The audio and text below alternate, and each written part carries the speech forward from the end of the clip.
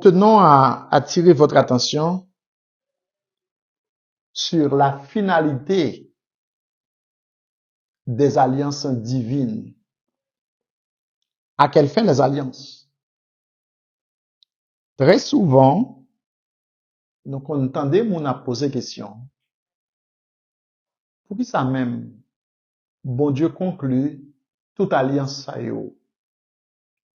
7 au total dans l'Ancien Testament, ou si vous voulez sous l'Ancienne Alliance, et une dernière dans le Nouveau Testament. Est-ce que bon Dieu changé pour ça? Non, mes bien-aimés, amis auditeurs. Dieu ne change pas. Mais Dieu a voulu plutôt, dans ses démarches, de trouver l'homme dans une dimension capable de recevoir sa dernière alliance. C'est l'effet d'un plan. Un plan élaboré depuis le ciel, dessiné sur la terre depuis le jardin d'Éden jusqu'au calvaire, qu'il y ait un homme sur la terre semblable aux gens du monde entier, vivant parmi les hommes sans péché, dans une sainteté, une fidélité sans faille, innocent, dont le sang est pur, capable de payer la rançon pour le rachat du monde entier. L'homme était avec Dieu, on se le rappelle.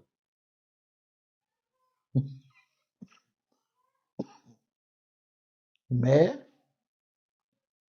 le péché a bouleversé ou bien a troublé cette relation.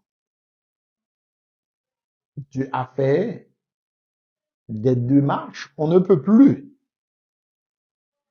citer ou mentionner jusqu'à ce qu'est né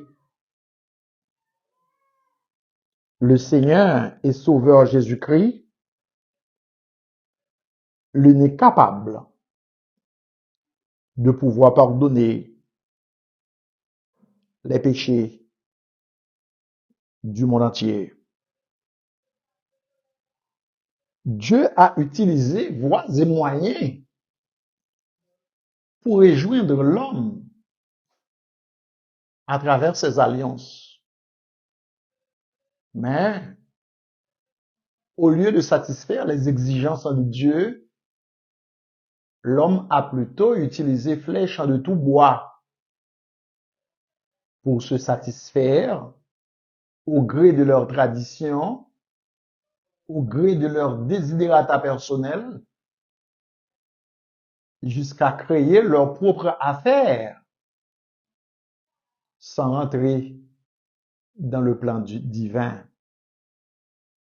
Si Dieu lui-même a conclu la dernière alliance avec l'humanité, c'est dans quel but? C'est afin de sauver l'humanité entière par son Fils Jésus-Christ. Il n'y a de salut nulle part ailleurs. Le salut n'est pas dans aucune autre personne. Le salut n'est pas dans aucun autre nom. Bien qu'aujourd'hui, des humains ont tendance à orienter l'homme vers des alliances qui sont accomplies. des alliances qui n'ont rien à voir à salut. Je me demande en perplexe si la loi pouvait sauver. Est-ce que Jésus était besoin de venir sur la terre, souffrir, mourir? On connaît des gens qui disent qu'il faut retourner à l'alliance de Moïse. On connaît des gens qui disent qu'il faut retourner à la loi. Il faut retourner au sabbat. Ah bon?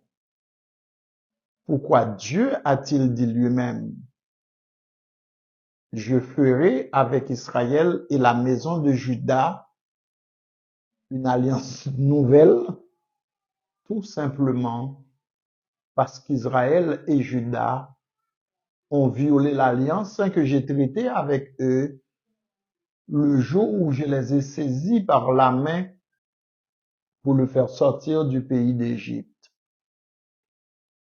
Bien-aimé, si Israël a violé l'alliance et que Dieu a conclu, ou du moins sans que Dieu a projeté de conclure une alliance nouvelle, sachez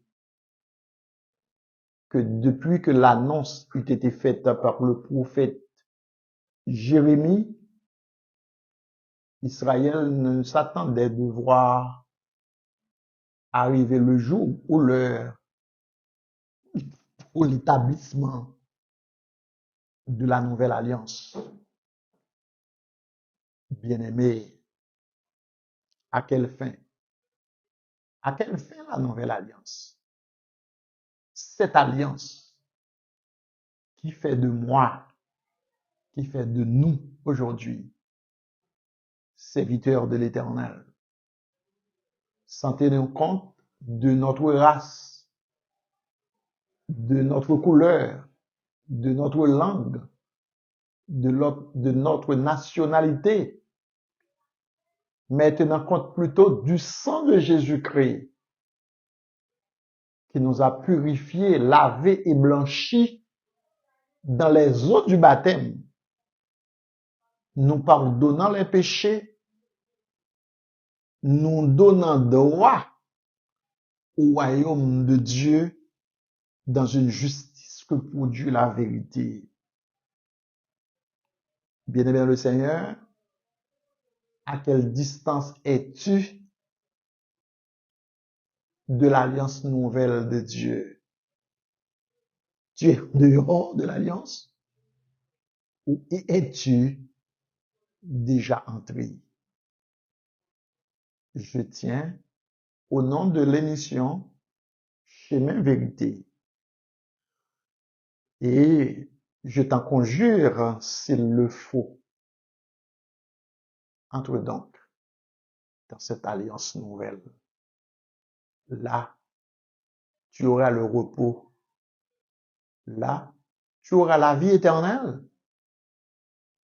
Dieu t'ajoutera dans son royaume. Dieu t'ajoutera dans son église. Tu seras alors nourri de la parole du Seigneur, de la doctrine de Christ, comme dit l'apôtre Jean en 2 Jean, verset 9. Si quelqu'un vient à vous et ne vous apporte pas cette doctrine, ne le recevez pas chez vous. Bien-aimé dans le Seigneur. Sois béni, sois justifié pour être glorifié